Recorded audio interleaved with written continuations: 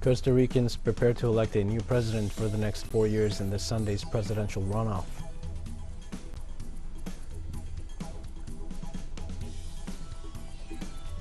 In Russia, Kremlin spokesman Dmitry Peskov said that the recent Ukrainian helicopter attack on facilities on Russian territory could complicate bilateral negotiations.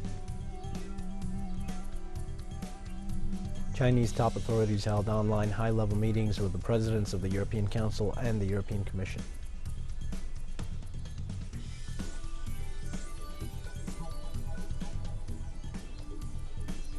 Hi, this is From the South. I'm your news anchor, Diego Martin. From the Telstar studios in Havana, we begin with the news. In the midst of electoral uncertainty, the people of Costa Rica are preparing to elect a new president for the next 4 years in the presidential runoff election this coming Sunday. Costa Rican citizens still have a little over a day to reflect on which candidate will be the best option to vote for next Sunday. They will be choosing between Social Democratic Progress Party candidate Rodrigo Chavez and National Liberation Party candidate Jose Maria Figueres. According to specialists, neither candidate has a clear majority, with polls predicting a technical tie. They say undecided voters will be the ones tipping the scales.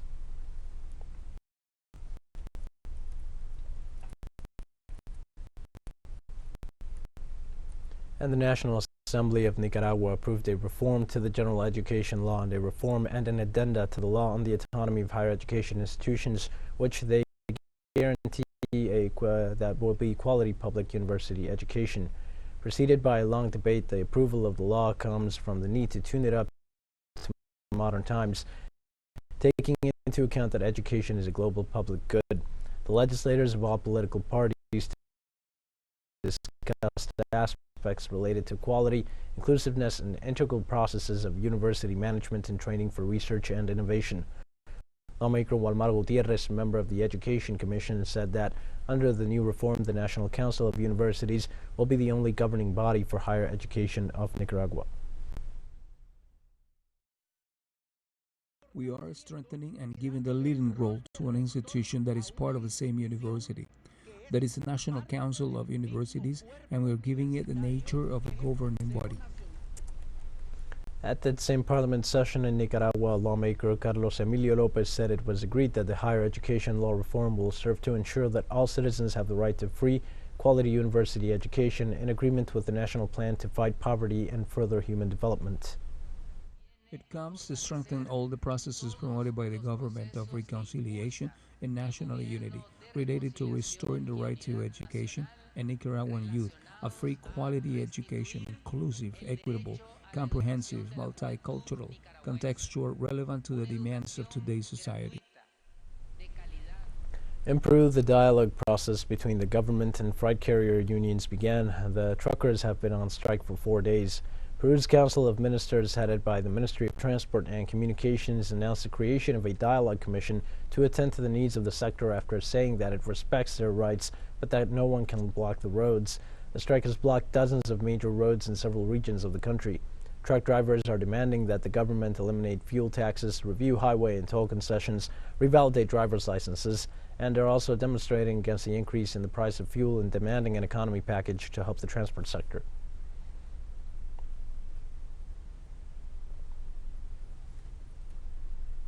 In this context, Peruvian President Pedro Castillo stated his government will seek to put an end to road blockades, many of which are used by the opposition to destabilize the country.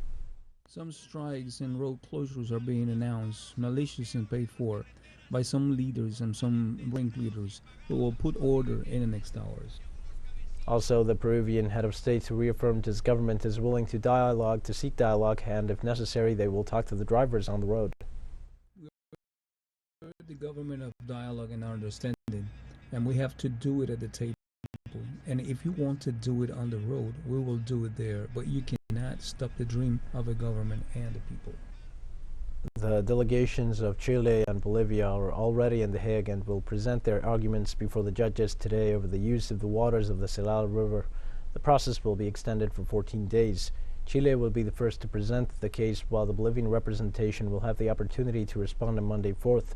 Chile filed a lawsuit against Bolivia over the status, course, and use of this natural resource. They consider that the Silala is an international river that should be shared, while Bolivia maintains that the waters originally come from springs born in its territory that were artificially derived towards the border in the first half of the last century. In its pleadings today, Chile will insist on the rights it claims to have over the tributary, according to what Chilean co-agent Carolina Valdivia told Chilean media.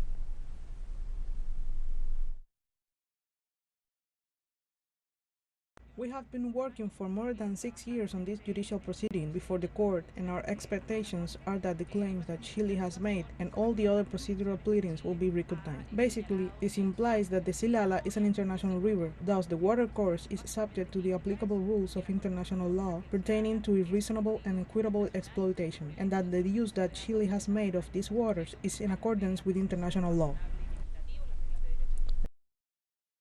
In the wake of Bolivia's appearance before the court responding to Chile's summons in the dispute over the waters of the Silala, the country's Vice Minister of Communication, Gabriela Larcón, referred to Bolivia's intervention, offering some details.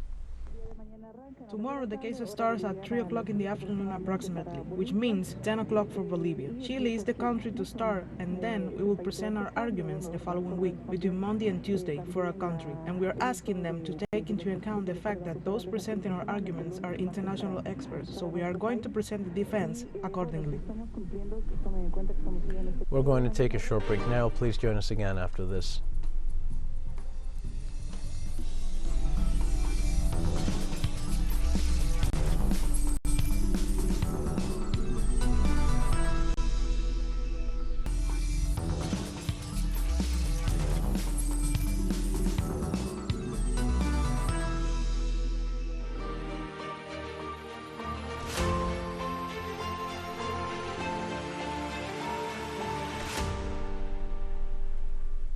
Hi and welcome back to From the South. In Russia, Kremlin spokesman Dmitry Peskov said that the recent Ukrainian helicopter attack on facilities on Russian territory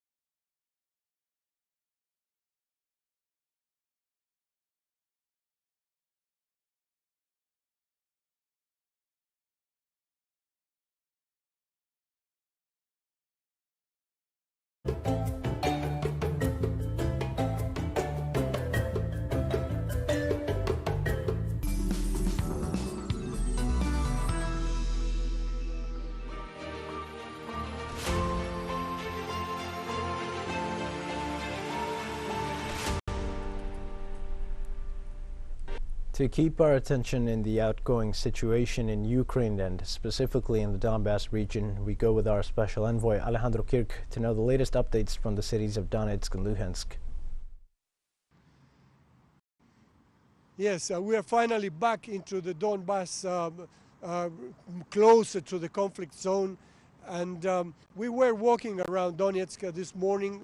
We found a city that is peaceful, that it is a little empty in our view. Many shops are closed. Many people have left the city to avoid the shelling that is falling over the city over the last period of time, the last few days.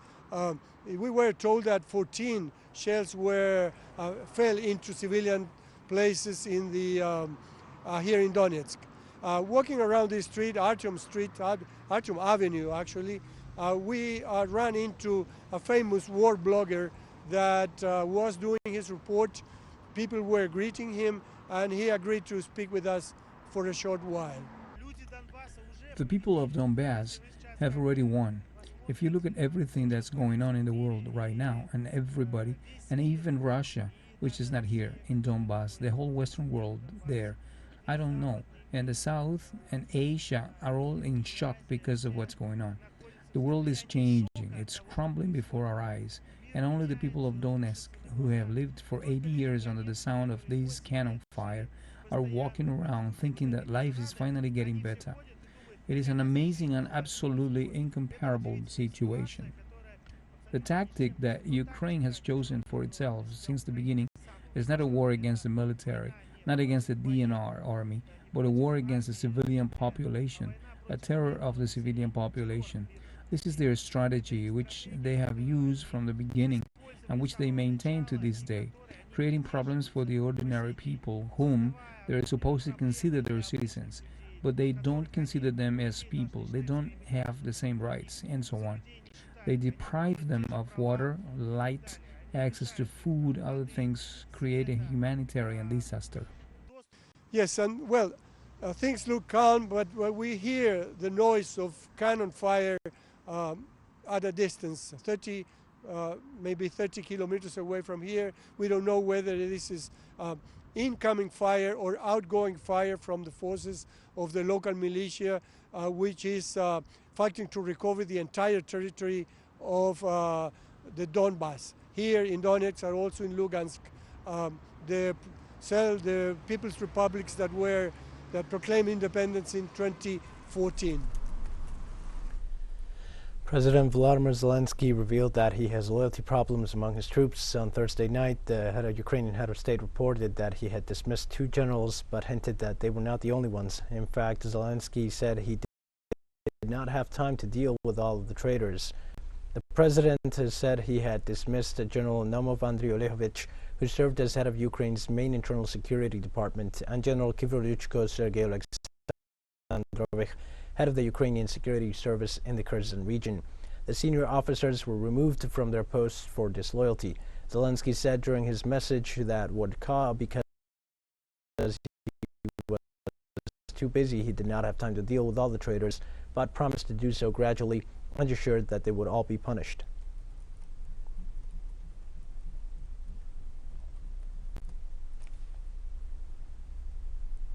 The International Atomic Energy Agency confirmed Thursday that Russian forces transferred control of the former Chernobyl nuclear power plant in northern Ukraine to the Ukrainian authorities. Kiev certified the transference before the Organism of the United Nations, which afterwards described in an official document of the 2 Russian convoys that moved to Belarus and a third one that did to Salvutich city. Also in that nation, Rafael Grossi traveled on Thursday himself to Russia, for he assured that he was trying to seek the largest amount of information possible to provide an independent assessment of the situation, which is why during his visit he will verify the informs and the reports that point out that some Russian soldiers have received high doses of radiation while they were in the exclusion zone in Chernobyl.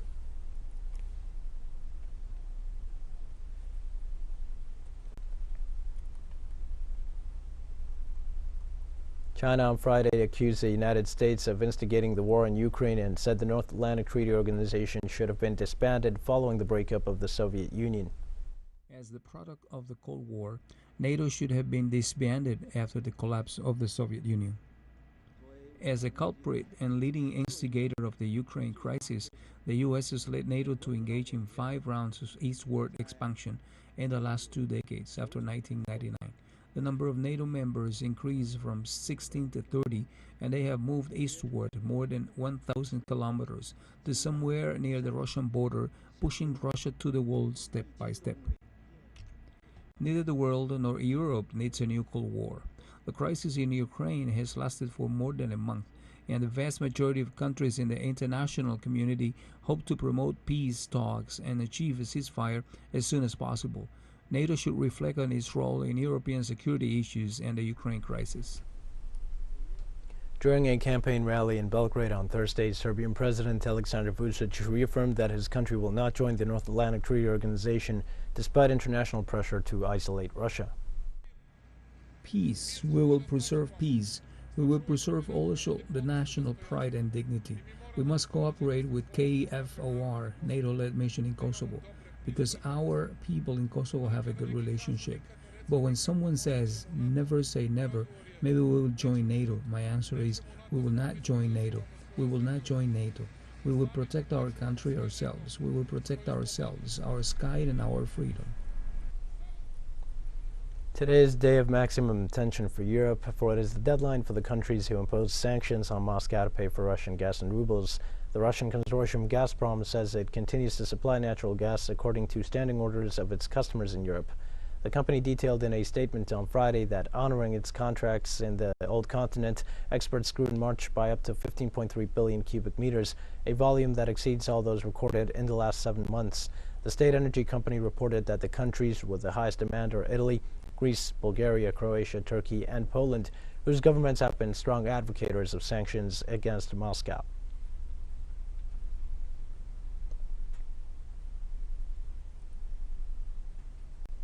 Chinese Prime Minister Li Keqiang and China's President Xi Jinping held separate online meetings on Friday with European Council President Charles Michel and with European Commission President Ursula von der Leyen. The Chinese premier said a stable relationship between China and the European Union is crucial to the world's peace, stability, and development. Li added that China is willing to enhance mutual trust and strengthen communication with the European Union. The Chinese premier called on the two sides to build on the existing mechanisms to enhance policy coordination on key areas and foster new cooperation highlights.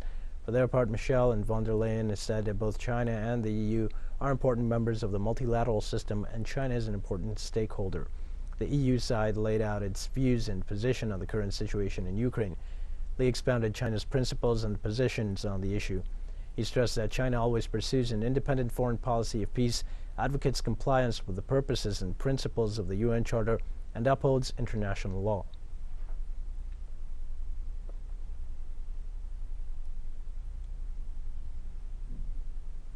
The Chinese president called on the European Union to form its own perception of China and adopt an independent China policy. Since last year, China-EU relations have made new progress despite challenges, and China-EU cooperation has achieved new results in spite of difficulties. It has been proven that China and EU share extensive common interests and a solid foundation for cooperation, and that only through cooperation and coordination can the two sides resolve problems and rise to challenges. China has maintained the consistency and continuity of its EU policy, and we hope that the European Union can form its own perception of China, adopt an independent China policy, and work with China for the steady and sustained development of China-EU relations. Palestine has once again condemned the new Israeli escalation in the occupied territories. The Palestinian Authority has warned that the provocative crimes of Israel on the eve of the beginning of Ramadan, a holy month for Muslims, could lead to an uncontainable escalation of violence. Now, Tel Aviv's constant provocations, such as the recent visit of the right-wing legislator Itamar Ben-Gvir to the esplanade of the mosques in occupied East Jerusalem, only added fuel to a very volatile situation. The occupiers' tactics, which take the form of raids, extrajudicial killings, and attacks on settlers, could plunge the region into an abyss of tensions. In this context, Hezbollah's Secretary General Sayed Hassan Nasrallah and Islamic Jihad Secretary General Ziad Najali met to discuss the latest developments in Palestine.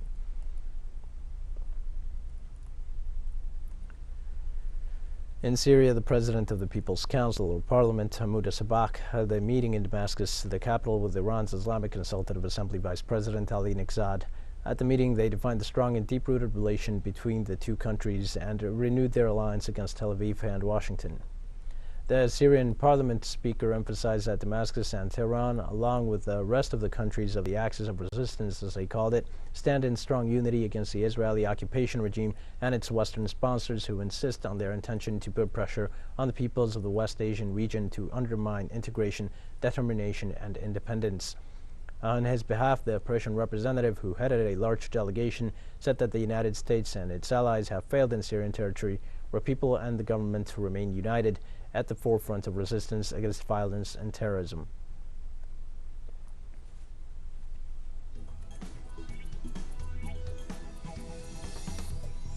We've come to the end of this news briefing, where you can find these and many other stories on our website at Tulsa English. You can also join us on social media for all the latest news. We're on Facebook, Twitter, and Instagram. For Tulsa English, I am Leo Martin. Thanks for watching.